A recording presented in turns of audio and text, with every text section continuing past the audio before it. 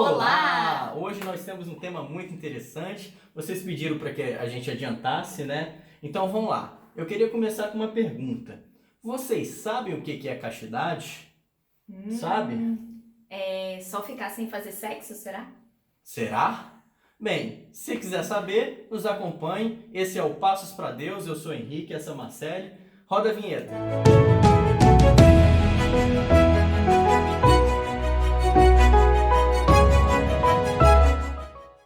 A castidade é algo muito mais profundo. Ela não diz somente sobre ter relação sexual antes do casamento ou não. Sim, a castidade, ela é o controle dos nossos impulsos, né? É ordenar a nossa sexualidade, o nosso ser homem e ser mulher conforme a vontade de Deus. Mas vamos pegar aqui. Nada melhor que o nosso bom e velho catecismo. Bom e velho. Velho, amor. Uai. Velho tem sabedoria, entendeu? Velho é algo que traz esse conhecimento, Muitos entendeu? anos de igreja. Na verdade ele não é tão velho, né? Ele é de 92, mas tem a sabedoria que traz de 2000 anos de igreja. É verdade.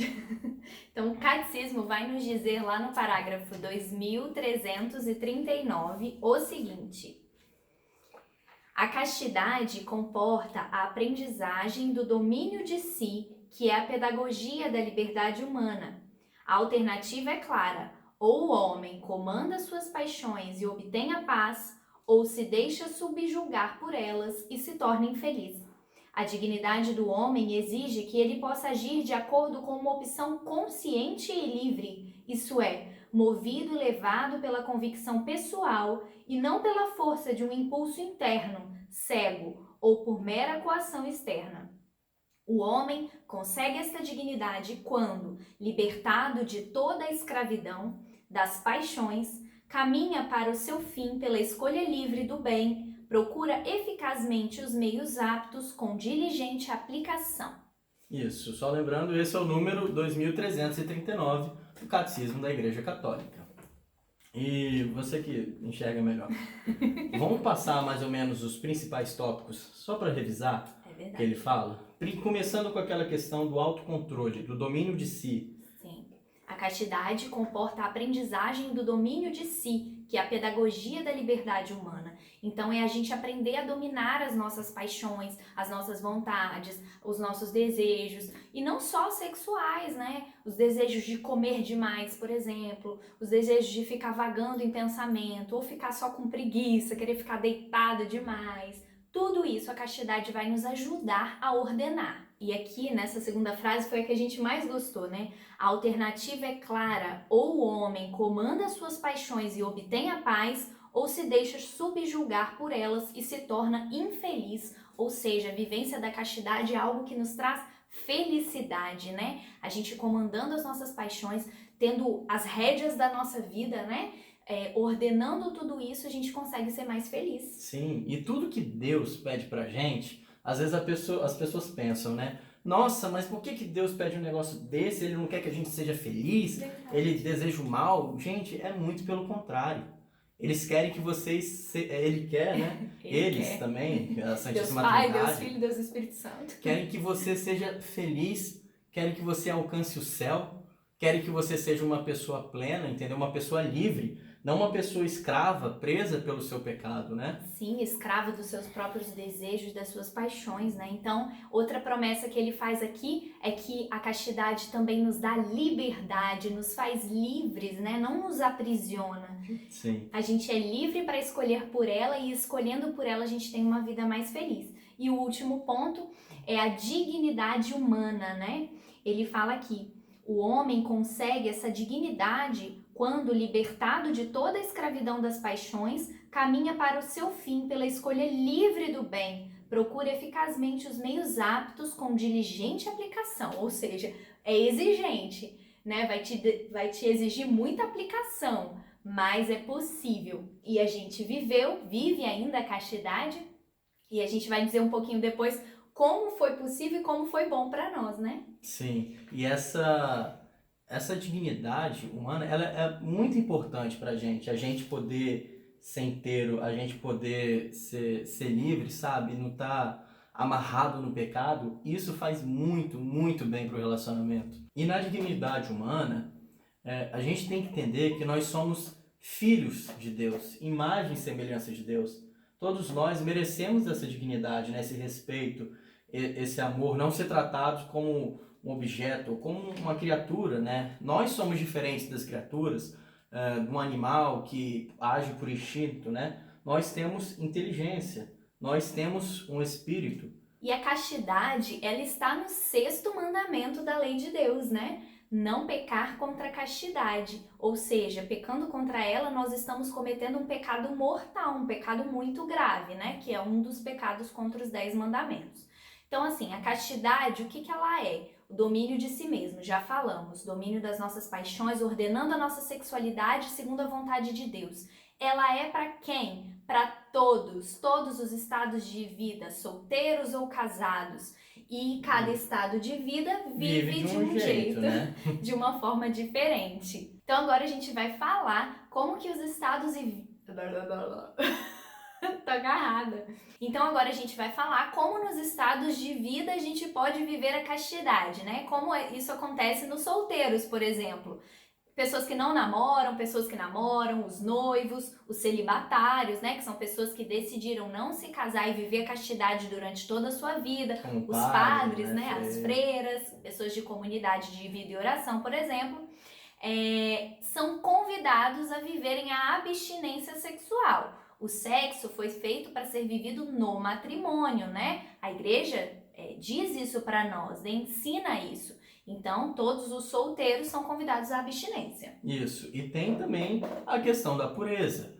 Pureza no pensar, pureza no falar, pureza no olhar e pureza no agir. Então, por exemplo, pornografia, masturbação, isso é errado. Isso vem de uma malícia, né? É aquilo que o próprio Jesus fala logo em Mateus, né? Aquele que olhar uma mulher, um homem também, né? Com desejo, em seu coração ele já está pecando. Então, isso também é viver a castidade. Ter essa pureza em todos os sentidos da sua vida. Sim, evitar más conversas, né? Evitar pensamentos impuros. Tudo isso faz parte da vivência da castidade. Por quê? A gente tem hormônios no nosso corpo. Quanto mais a gente estimula o nosso corpo, o nosso olho, o nosso ouvido, o nosso pensamento, o nosso cérebro, mais esses hormônios vão sendo produzidos, mais a gente tem vontade mesmo, desejo sexual. E o desejo sexual, ele é muito bom, né? Mas ele precisa ser ordenado para o momento certo. No momento certo. Isso. E o pecado, assim como o próprio Jesus vem nos ensinar, ele vem de dentro para fora, né? Ou seja, ele nasce no seu coração, ele nasce na sua mente, e à medida que você vai alimentando isso, ele às vezes acaba se tornando algo concreto, uma ação que você vai fazer que vai ferir ainda mais o coração de Deus. Sim. Agora, a vivência da castidade para os casados, nós, por exemplo, né? Isso. Como assim, né? Os casados também vivem a castidade? Com certeza.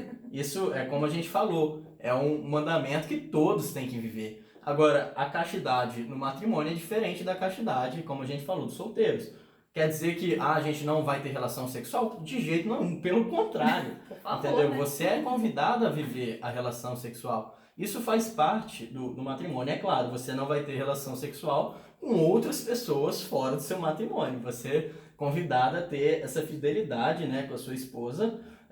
E a mesma coisa vale, por exemplo, essa questão da pureza, né? Você não vê pornografia. Mas a gente está vendo junto. Não importa. Isso é errado, isso é pecado. Entendeu? Sim, está envolvendo uma outra né? pessoa. Então, as características da castidade, né, são para todos, como nós colocamos, né? A pureza principalmente. Então, ela tem que estar dentro do matrimônio também, respeitando o outro, né? Como o Henrique colocou, a fidelidade é muito importante. Não só não fazer sexo com outra pessoa, mas também não se envolver emocionalmente com uma outra pessoa através de conversas impuras, por exemplo, né? Alimentando pensamentos, enfim, tudo que possa mesmo ferir a castidade do casal. E quando a gente fala nessa questão de viver a relação sexual na pureza, é aquilo que a gente viu no catecismo agora, né? Respeitando a dignidade do outro, vendo ele como imagem e semelhança de Deus. Então, Não cabe você acabar com essa dignidade da mulher, por exemplo, às vezes com um sexo anal, entendeu? Isso fere a dignidade humana. Sim. Então, o ânus não foi feito para isso, né? A vagina foi feita para isso, o ânus não. Então a gente tem que ter esses cuidados, né? É tratar o outro com pureza e principalmente, amor, respeitar o outro, como o Henrique disse, e não usar o sexo para um prazer próprio. O matrimônio é feito para a gente fazer o outro feliz, para dar prazer ao outro. Lógico que o meu prazer também importa, mas os dois vão estar tão unidos que tudo que eu vou fazer é para ele e tudo que ele vai fazer é para mim. A relação ela está fundamentada no amor e não no prazer. Sim. Você tem que se doar. É um ato, gente, de amor concreto, onde você vai se doar por inteiro para o seu amado e a sua amada vai se doar inteira. Então, o prazer é consequência. A igreja, ela não pede para você não ter relação sexual. Muito pelo contrário, ela vê isso como uma beleza tão grande, algo tão maravilhoso que Deus criou, sagrado, que ela fala, não é para você dar seu corpo. Ela quer que você dê seu coração. Ela quer que você se dê por inteiro. Então, por que ela vive vida só após o casamento? Porque você se doa como inteiro. E como é que você pode se doar por inteiro sem ser um só com aquela pessoa? Sim, o matrimônio dá essa sacramento. unidade. Isso é uma fé, um mistério da fé, esse sacramento. A gente passa a ser um só, exato, as almas se isso que eu ia entrelaçam. dizer. Então você consegue se doar por inteiro no casamento. Ah, Marcele, mas eu não sou mais virgem, agora não tem mais jeito pra mim. Negativo!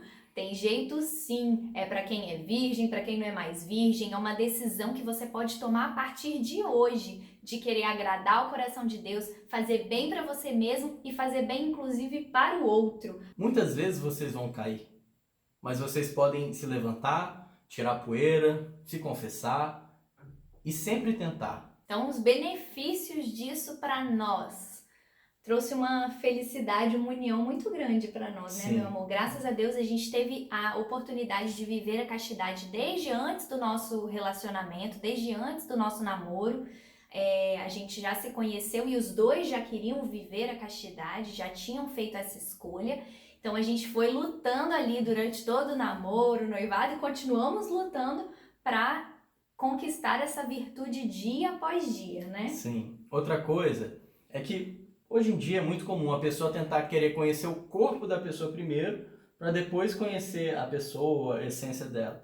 Então, assim, a vivência da castidade, ela te ajuda, que nem aquela parábola lá que Jesus fala, para a pessoa construir a casa sobre a rocha. Ela te ajuda a fazer uma base sólida, né, para você poder construir seu relacionamento.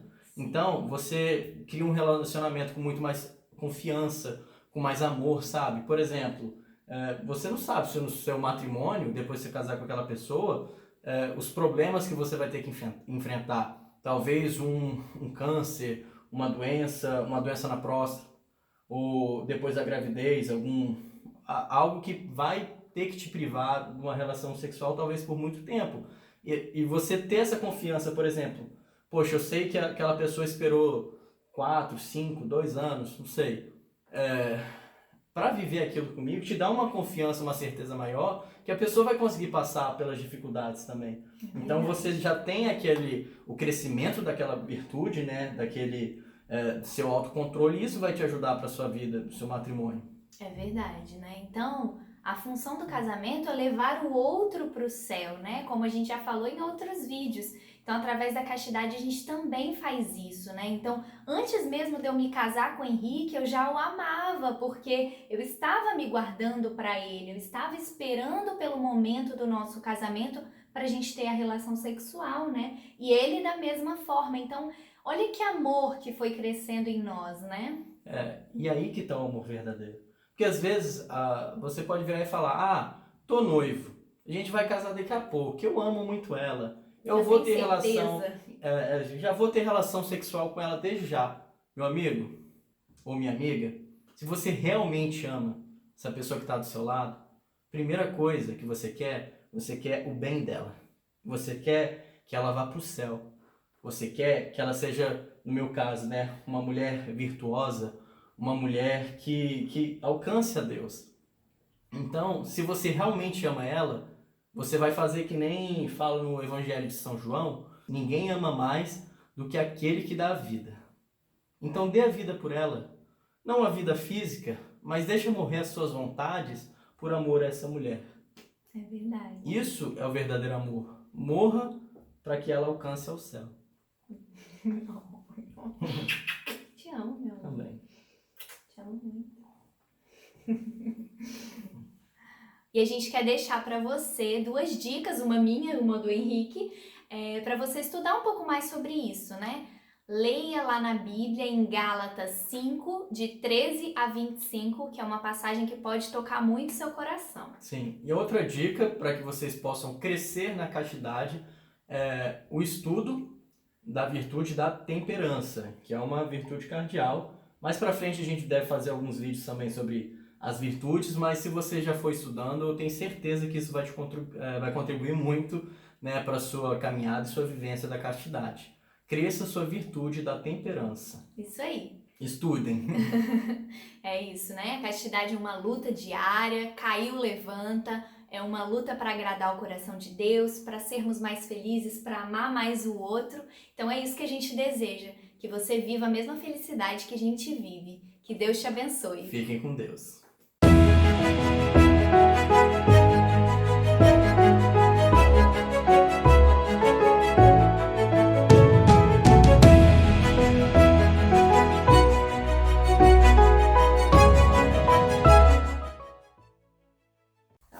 Amor, você não apertou play.